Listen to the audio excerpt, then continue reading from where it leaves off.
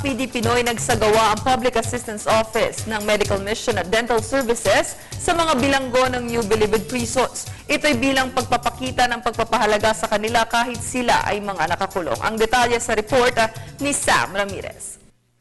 Bahagi ng direktiba ni Pangulong Aquino ang pagbibigay ng hustisya at makataong pagtrato sa lahat ng Pilipino. Ito ay kahit nagkasala pa sila. Dahil dito, iba't ibang serbisyo ang inihahatid ng Public Attorney's Office sa mga preso sa buong bansa.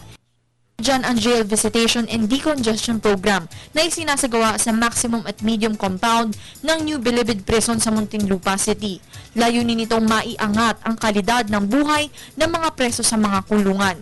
Ayon kay Chief Public Attorney Persida Rueda Acosta, malaki ang naitutulong ng programang ito upang mabawasan ang bilang ng mga inmates na namamatay sa mga piitan. Napakahalaga nito dahil nung araw ang taas ng mortality rate ng mga namamatay sa kulungan. Pero dahil sa awareness na kailangan na bantayan din ang kalusugan nila at kampanya, tulong-tulong ang mga agencies at departments, ayan, nababawasan yung mga namamatay sa kulungan. Nag-umpisa ang programang ito noong 2007, ngunit ayon kay Attorney Acosta, mas pinaigting ito ng administrasyon ni Pangulong Aquino. Ilan lamang sa mga serbisyong ibinibigay dito ay libreng medical at dental check-up.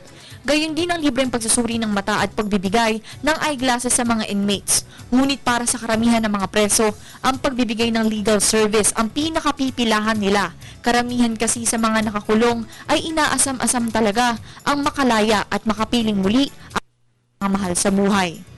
Abot-abot naman ang pasasalamat ng mga inmates, gaya na lang ni Juan Tanggilan at Matias Dumekil na nagkataong naging kaklase pa ni Attorney Acosta noong kolehiyo.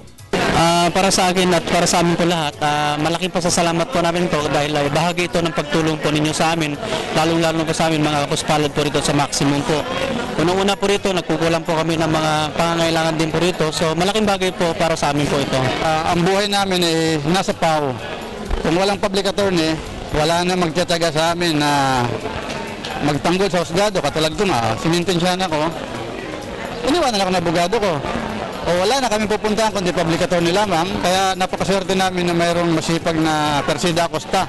Lagi namin pinagpapasalamat yan, lalo na ngayon na mayroong batas, yung R18592, na nagbibigay ng Good Conduct Time Allowance, para lalong bumait yung mga tao dito, mabawasan. So, tao din ang aming sasandalan yan para ma-implementa yan. Kasi hinihintay pa rin namin yung mga implementing rules and regulation. Libo-libo na ang nabisita at nakinabang na inmates umpisa ang programang ito. Ayon kay Attorney Acosta, asahan na magpapatuloy ang pagbibigay ng serbisyo maging sa ibang bahagi ng bansa. Nag-uulat para sa Telebisyon ng Bayan, Sam Ramirez.